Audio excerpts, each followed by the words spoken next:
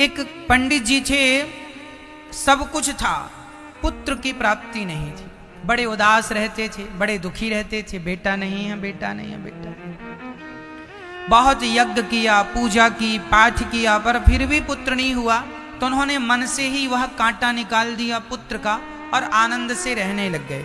अच्छा, कई लोग अपने मन को तो जैसे तैसे समझा लेते हैं, पर ये पड़ोसी जीने नहीं देते।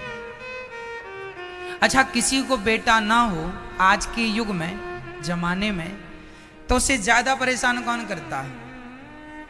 कौन? किसी स्त्री को आज बेटा ना हो तो उसको परेशान करने वाले कौन होते हैं? सबसे पहले तो उसके अपने घर वाले, फिर बचे खुचे रिश्तेदार, फिर पड़ोसी। एक पड़ोसन थी, अरे तुम्हारी बहू के बेटा नहीं है, बेटा नहीं है। हाँ, तो तुम्हारी बहू के तो 4-4 बेटे हैं, तो तुमने कौन सा गढ़ जीत लिया? हाँ? बेटे हैं, अरे उसके नहीं है, उसके भाग्य में नहीं है, बात खत्म। क्यों उसके पीछे पड़ी हो? और देखो, किसी को देखकर हंसना मत। आप किसी लंगड़े को देख के हंस दीजिए, देख लेना, आप लंगड़े ना हो जाओ तो कह देना। हंसो तो जरा, ईश्वर सब कुछ नोट करता है।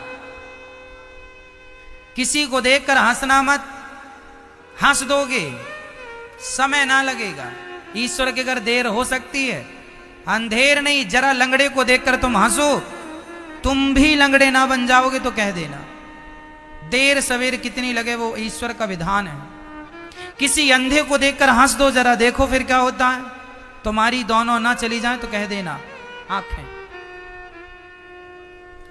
किसी स्त्री के पुत्र नहीं है और तुमने हंस दिया, अरे इसके तो बेटा नहीं है, बड़ा मजाक उड़ा दिया उसका समारा जमाने में और खूब उसका हंसी कर दी, अरे बेटा नहीं, हमारे तो बेटा है। हाँ, भगवान बोले अच्छा रुक, तेरी भी बेटा नहीं होगा, तेरी बहू के बेटा नहीं, तेरे वंश में तू हंस रही है ना किसी को देखकर, ईश्वर कहेंगे तू बहुत हंस रही है, तेरा भी वंश हम स्टॉप करते हैं। इसलिए संभल कर बैठना, जग में तमाशा देखने वालों, कहीं खुद ना तमाशा बन जाना तमाशा देखने वालों, है ना। किसी के घर में आग लगे तो पानी डालो, मजाक ना उड़ाओ। हमें लगता है क्या होगा, बहुत कुछ होता है।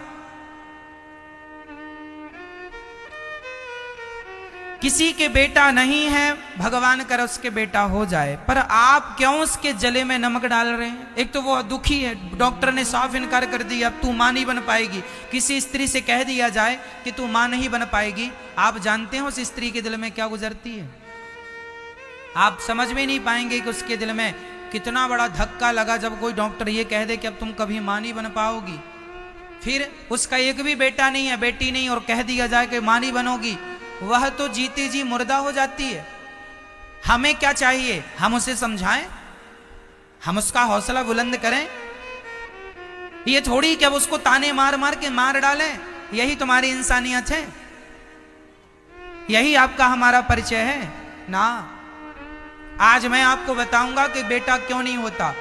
किसी के बेटा है, किसी के बेटा नहीं है। जिसके पुत्र नहीं होता तो क्यों नहीं होता, उसका भी कारण है। डॉक्टर कहता है कि शुक्राणु की कमी है, इसकी कमी वो अलग मैटर है कि पुरुष में कमी है या स्त्री में कमी है। मैं आध्यात्म विषय बताऊंगा कि बेटा क्यों नहीं है। ये तो बहाने हैं कि रिपोर्ट में ये आया है, इसमें ये आया, इसमें स्त्री में कमी रह गई, पुरुष में कमी है, गर्भाशय में ये है, ये सब बहाने हैं। रियल क्या है आज मैं वो आपको बताऊंगा। किसी स्त्री के बेटा नहीं होता, इसका बहुत बड़ा कारण है। क्यों? ये कि जिसको बेटा होता है ना, तो आप बताइए कि पुत्र क्यों होता है? कहते हैं मां बाप का कर्जा उतारने के लिए बेटा आता है।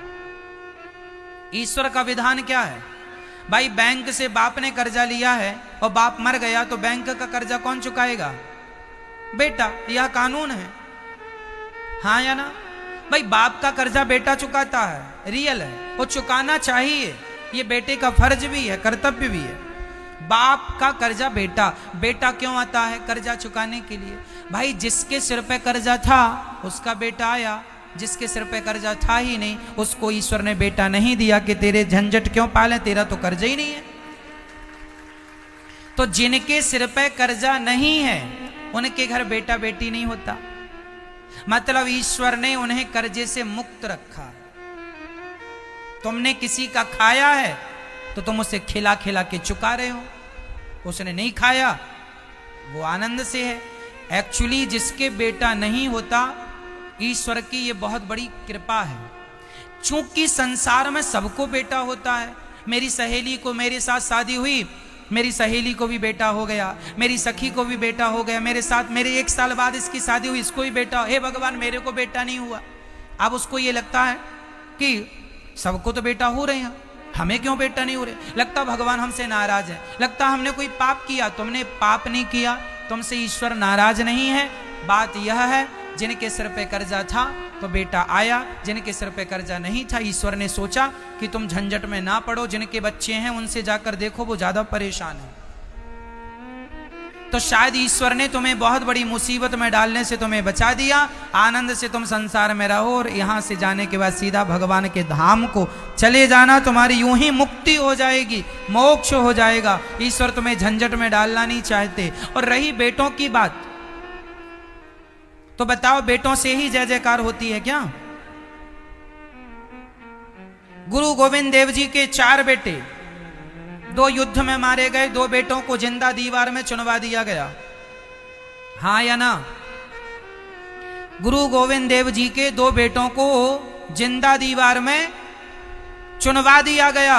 गुरु गोविंद देव जी की पत्नी आई, हाथ जोड़ के रोने लगी, सुनो जी हमारे बच्चों को जिंदा दीवार में चुनवा दिया गया। रोने लगी। गुरु गोविंद देव जी ने समझाया, अरे भाग्यवान रोती क्यों है? क्यों ना रोए, बच्चे जिंदा मार डाले दुश्मनों ने। रोने लगी। तब धन्य थे गुरु गोविंद देव जी। गुरु गोविंद साहब ने समझाया, अरे पगली रोती क्यों है? तेरे 2 बेटे मरे हैं, देख ये जो लोग बच्चे खड़े हैं ना मैदान में, जितने लोगों पर तेरी दृष्टि जाए समझ लेना ये सब तेरे ही बच्चे हैं, ये सब तेरे ही बच्चे हैं, हम सब तेरे ही तो हैं। अर्थात तुम्हारा बेटा, यदि मैं कह दूं कि ये बच्चा है मेरा है, तो कह देने में क्या नुकसान है? हाँ, तुम्हारे बेटा तुम जन्म दोगी तो ही मां बनोगी, क्या ऐसा है? ना मेरी मां, किसी पर भी करुणा की दृष्टि से देख लो, वही तुम्हारा है। गौरी गोपाल वृद्धाश्रम में 200 माताएं रहती हैं, ध्यान से सुनना। उन 200 माताओं ने मुझे जन्म नहीं दिया, उनकी कोख से मैंने जन्म नहीं लिया, लेकिन जिनको उन्होंने अपनी कोख से जन्म दिया था उन्होंने घर से निकाल दिया। और ये दास अनिरुद्ध उन माओं को अपनी मां की तरह सेवा करता है। आप देख सकते हैं, पूछ सकते हैं उन माओं को। जरूरी नहीं है कि मैं जन्म लूं मां की कोख से तो ही सेवा करूं, या तुम जरूरी नहीं है कि तुम जन्म दो तो ही उसे अपना, वो सारी 200 माताएं मुझे अपना बेटा मानती हैं। जब मैं आया यहाँ, आपको वहाँ भटिंडा कथा सुनाने आया, सारी माताएं मुझे देख के रोने लगी कि तुम कब आओगे कब आओगे। मैं आने लगा तो 200 माताएं रोने लगी, कब आओगे कब आओगे। मैंने कहा मां जल्दी आ जाऊंगा कथा सुना के। रोज उनके चरण दबाता हूं, रोज उनकी सेवा करता हूं, रोज उनका ध्यान रखता हूं। जरूरी नहीं है कि मैं गर्व से संबंध रखूं, इंसानियत का प्रेम का संबंध भी बड़ा होता है। जरूरी नहीं है मेरी मां की तुम बच्चे को पैदा करो तो ही मां बनोगी। तुम्हारे अंदर जिस दिन ममता जाग जाएगी उसी दिन तुम मां बन जाओगी। ममता जाग जाए किसी के भी प्रति, पुत्र की तरह प्यार जाग जाए, वही मान लो ना, मुझे बेटा मान लो। जिसको आपको मां यशोदा ने कृष्ण को अपना बेटा मान लिया, क्या मां यशोदा के कृष्ण बेटा जन्म दिए बेटा थे?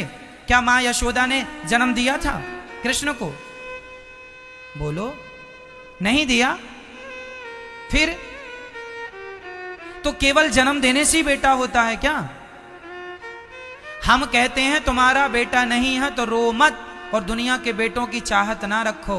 भगवान कृष्ण को ही अपना बेटा मान लो, भगवान है। वो सब कुछ है। त्वमेव माता च पिता त्वमेव, त्वमेव बंधु च सखा त्वमेव, त्वमेव विद्या द्रविड़म त्वमेव, त्वमेव सर्वम मम देव देव। सब कुछ है वो, सब कुछ है वो भगवान। सब मीराबाई ने पति माना, यशोदा ने पुत्र माना, गोपियों ने पति माना और द्रौपदी ने भगवान को भाई माना। जाकी रही भावना जैसी, प्रभु मूरत देखी तिन तैसी। भगवान वही है, देखने वाला जिस भाव से देखता है भगवान सामने वही भाव में नजर आते हैं। मीरा ने भी तो पति माना था कृष्ण को। ऐसे वर को क्या वरूं, मीरा का पद है। मीरा गाती है, ऐसे वर को क्या वरूं जो जन्मे और मर जाए, बरिये बर गोपाल को मेरो चुनरो अमर कर जाए। मेरी चुनरी अमर कर जाएगा ये कृष्ण। दुनिया का पुरुष मांग भर देगा और यदि ये मांग भर के मर गया तो इसके नाम की मांग पहुंचनी पड़ेगी, पर कृष्ण ने मांग भर दी तो कभी पहुंचनी नहीं पड़ेगी, क्योंकि मैं तो मर जाऊंगी पर मेरा कृष्ण तो कभी मरेगा ही नहीं। मेरा सुहाग अमर है। इसलिए कृष्ण ही हमारे हैं और वही हम संबंध से चलें। पुत्र के लिए रोने से अच्छा है भगवान के लिए रोया जाए। ठीक है। आत्मदेव जी को पड़ोसी ने ताने मारा, पुत्र नहीं है, घर से निकलकर जंगल में जाने लगे। एक महात्मा जी ने फल दिया, लो पत्नी को खिलाना। पत्नी ने फल खाया नहीं, गाय को खिला दिया। बहन को बच्चा हुआ सो पैसे से खरीद लिया, नाम रखा धुंधकारी। जब तुम्हारी किस्मत में जो नहीं होता ना, और तुम फिर भी किस्मत के विपरीत जबरदस्ती करोगी ना उंगली, तो फिर तुम्हें कष्ट मिलेगा। एक सज्जन को बेटा नहीं था, उनने अनाथ आश्रम में जाके बेटा गोद ले लिया और गोद लेके सारी प्रॉपर्टी उसके नाम कर दी। और वो जब प्रॉपर्टी नाम हुई तो बच्चे ने माँ बाप को घर से निकाल दिया, निकलो घर से बाहर, निकाल दिया। अब बूढ़े आदमी रोने रोने लगे, हमें मिल गए। हमने कहा क्यों रो रहे हो? बोले महाराज जी घर में कोई कमी नहीं थी, धन दौलत बहुत था, पर हमने गलती कर दी। क्या गलती कर दी? वो बच्चे ने सब ले लिया। बच्चा? तुम्हारा तो बच्चा था नहीं। अरे महाराज जी गोद ले लिया था, बच्चा नहीं था तो अच्छा। अब जानबूझकर मुसीबत ली है, जानबूझकर कुआं में गिरे हो तो भोगना तो पड़ेगा। ईश्वर की मर्जी में खुश क्यों नहीं रहते? जबरदस्ती कुछ लोग होशियार बनते हैं, उंगली करते हैं और अपनी होशियारी के चक्कर में मारे जाते, परेशान होते। जो धन तुमने बेटे के नाम कर दिया वही अपने हाथ से दान पुण्य कर देते तो लोक परलोक दोनों बनता। बच्चों को करोड़ दे के जाओ, एक रत्ती का पुण्य मिलने वाला नहीं, पर किसी भूखे को एक रोटी ही दे के जाओगे, बहुत बड़ा पुण्य हो जाएगा। ईश्वर के विधान को चैलेंज ना कीजिए। ईश्वर ने जो विधान कर दिया है उसे एक्सेप्ट कीजिए, स्वीकार कीजिए। ईश्वर ने जो खुशी दी है उसे रखिए और जो नहीं दी उसके लिए परेशान हो। यदि तुमने पावी लिए तो तुम्हें सूट करेगी ही नहीं, करनी ही होती तो परमात्मा दे ही देता। क्यों जी? सही है। फिर क्यों? इसलिए ईश्वर के विधान में प्रसन्न रहो, जैसे रखे राम जी रहना चाहिए और सीता। अब देखिए आत्मदेव जी के भाग्य में बेटा नहीं था, इन्होंने जबरदस्ती बेटे के लिए रो रहे हैं तो संत जी ने फल दिया था कि खाएगा चल बेटा होगा, पर फल गैया को खिला दिया तो गाय के बच्चा हो गया, नाम रखा गौकर्ण। और बहन का बेटा धुंधली ने पैसों से खरीद लिया, नाम रखा धुंधकारी। अब मिल तो गया बेटा, लेकिन वो ऐसा बेटा मिला कि दिन रात मारता है लाठियों से। आत्मदेव जी कितनी पिटाई करता, रीढ़ की हड्डी कमजोर कर दी उसने। सारा पैसा छीन लिया, लाओ पैसे लाओ, सारा पैसा ले लिया और भरे गांव में सबके बीच में लात मारता है, लाठी मारता है, अपमान करता है, गालियां देता है। आत्मदेव जी रोने लगे, विधाता बेटा नहीं था तो ही सुखी था मैं, बेटा मिला तो ये खून के आंसू रुलाता है। भगवान ने कहा मर्जी तो कर रहे थे अपनी, मैं तो नहीं ही दे रहा था, तुम ही पीछे पड़े थे। अब लो, जो तुम्हारे भाग्य में नहीं है वो यदि तुम्हें मिल भी गया, तुमने भाग्य के अपोजिट काम कर लिया, ले लिया, सूट नहीं करेगा। बात समझ में आ रही है? धुंधकारी मिल गया था पुत्र रूप में, सूट बिल्कुल नहीं किया, मारता है।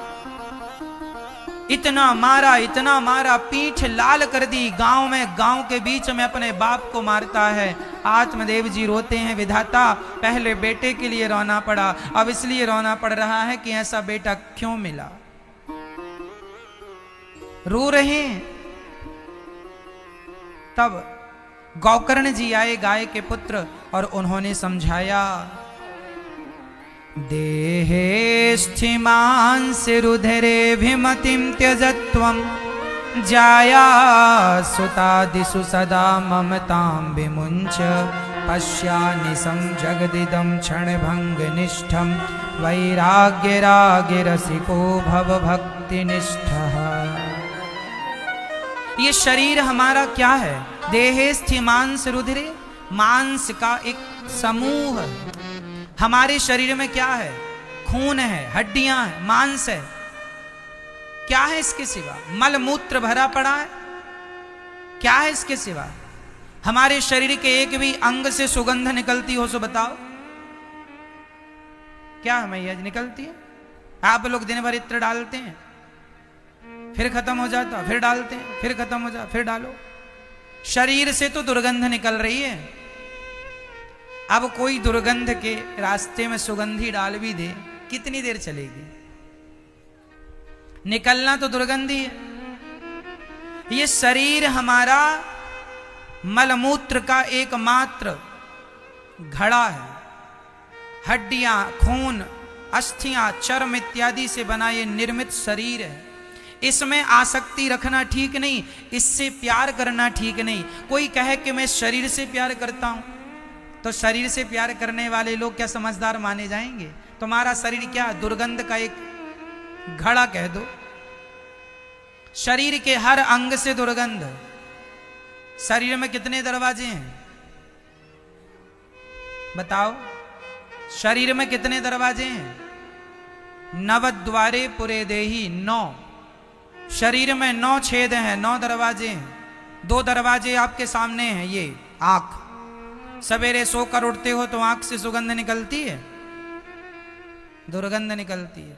2 दरवाजे कान, यहां से सुगंध निकलती है, दुर्गंध। 2 दरवाजे नाक, यहां से सुगंध निकलती है। आ रही है सर्दी महारानी, देखना क्या निकलता नाक से। फिर 2, 2, 4, 2, 6, एक ये मुख, ये छेद हैं। कितने दरवाजे हो गए? 7। एक मूत्र द्वार, एक मल द्वार, टोटल 9। यह 9 दरवाजे हैं हम सबके शरीर में। इस 9 दरवाजे के शरीर से कोई प्रेम करे, जिसमें केवल मल ही भरा है, मूत्र ही भरा है, इससे कोई मोहब्बत करे तो पागलपन नहीं तो क्या है? प्यार करना है तो जैसे सुदामा ने भगवान से प्यार किया था, भगवान से प्यार करो। उनका शरीर दिव्य शरीर है, उनसे प्यार करो। क्या संसार के लोगों से व्यवहार करो, प्यार नहीं। ये शरीर किराए का है। आप कहते हैं ये मेरी पत्नी है। धुंधकारी के पिता आत्मदेव जी कहते हैं मेरी पत्नी ने, मेरे पुत्र ने धोखा दिया, मारा। अरे कोई पत्नी और कोई पुत्र नहीं है। अच्छा ये बताओ, आपकी पत्नी है, आपकी पत्नी पुत्र है? आप कहते हैं ये मेरी पत्नी है, मेरा पुत्र है, मेरा है आपका? दिल में हाथ रख के बताओ, आपकी पत्नी आपकी है? आपका पति आपका है? आपका बेटा आपका है? चलो बेटा पति पत्नी को छोड़ दो थोड़ी देर के लिए, ये बताओ ये जो शरीर है आपका, क्या यही आपका है? यदि ये शरीर आपका है या आपका था, तो फिर ये बताओ आपका शरीर बूढ़ा हो गया, आपने रोका क्यों नहीं? यदि ये शरीर पर आपका अधिकार था तो हाथ कमजोर पड़ गए, कमर कमजोर पड़ गई, पीठ कमजोर पड़ गई, रोका क्यों नहीं? यदि ये शरीर पर आपका अधिकार था तो आप बुढ़े हो गए, मौत की घड़ी आ गई, रोका क्यों नहीं? इसका अर्थ यह है कि शरीर पर भी हमारा वश नहीं चलता, शरीर भी हमारा अधिकार क्षेत्र नहीं है। जब हम अपने शरीर पर अपना अधिकार नहीं जमा सकते तो पत्नी पर कोई अधिकार जमाए तो यह मूर्खता है कि नहीं? तुम्हारा शरीर तुम्हारा नहीं है, छोड़कर जाना है। ये शरीर जब आदमी मरता है लोग कहते हैं मिट्टी जा रही है। जब आदमी मरता है तो क्या बोलते हैं? मिट्टी जा रही है। ये शरीर क्या है मेरी मां? बोलो, मिट्टी है। प्राण निकलने के बाद इसे जमाना कहेगा मिट्टी जा रही है। ये मिट्टी है और तुम कहते रहे ये मेरा है। अरे पागल, ये शरीर तो तुम्हारा हो ना सका तो ये जमाना तुम्हारा हो जाएगा। पूरी जिंदगी आदमी अज्ञानता में जीता है और मानता है ये मेरे, कुछ तुम्हारा नहीं।